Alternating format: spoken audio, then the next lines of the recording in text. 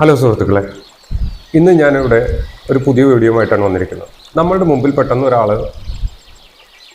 Unconscious ആയി വീണ് കഴിഞ്ഞാൽ നമുക്ക് എന്ത് ചെയ്യാൻ കഴിയും? ചിലപ്പോൾ നീഡിൽ കാണുമ്പോൾ, അതല്ലാന്നുണ്ടെങ്കിൽ ബ്ലഡ് കാണുമ്പോൾ, അല്ലെങ്കിൽ ആരെങ്കിലും തമ്മിൽ വഴക്കിടുന്നത് കണ്ടാൽ, ഹാർട്ടിൽ BP കുറഞ്ഞാൽ, ഇതൊക്കെ ഒരു കാരണമാകാം.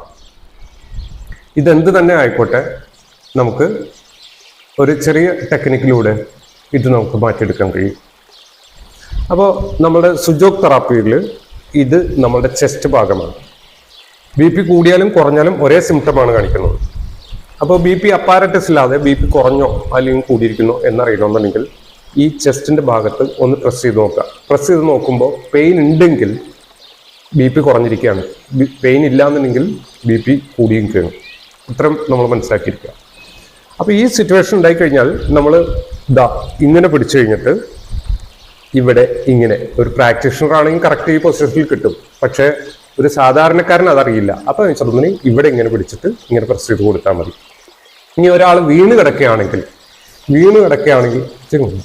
മറി ഇവിടെ ഇങ്ങനെ പിടിച്ചു കഴിഞ്ഞിട്ട് ഇവിടെ ഇങ്ങനെ പ്രസ് ചെയ്ത് കൊടുക്കുക, ഇതേപോലെ ഇങ്ങനെ പ്രസ് ചെയ്ത് കൊടുക്കുക. ഓക്കെ.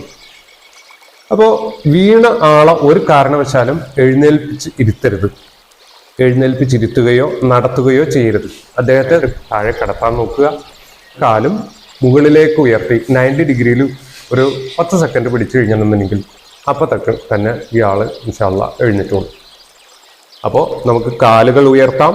അതുകൂടാതെ ഈ കയ്യിൽ CPR, ചെസ്റ്റിൻ്റെ ഭാഗത്ത് CPR കൊടുക്കാം. ഇത് രണ്ടും കൊടുത്തു കഴിഞ്ഞാലും ആൾ ഉടനെ തന്നെ എഴുന്നേൽക്കും. നിങ്ങൾക്ക് ഈ വീഡിയോ ഇഷ്ടമായി എങ്കിൽ നിങ്ങൾ ഇത് മറ്റുള്ളവരിലേക്ക് ഷെയർ ചെയ്ത് കൊടുക്കുക. വീണ്ടും ഒരു വീഡിയോയുമായി വീണ്ടും കാണാം. Have A good day. Thank you.